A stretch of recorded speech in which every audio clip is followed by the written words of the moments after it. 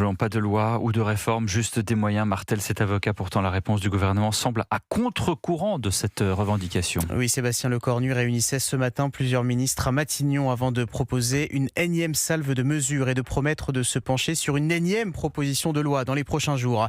Marie-Hélène Trémollet, l'exécutif se concentre surtout sur le durcissement de la réponse pénale face aux violences sexuelles contre les mineurs.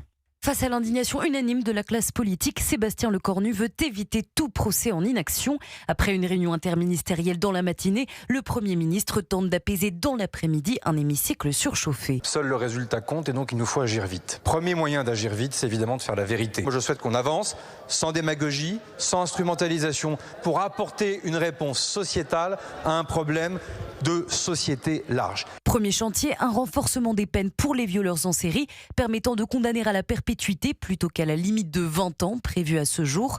Autre proposition, un délai maximal de 3 mois d'enquête pour les crimes contre les enfants, mais aussi l'ouverture d'un débat sur les prescriptions ou encore la transparence des procédures pour les victimes.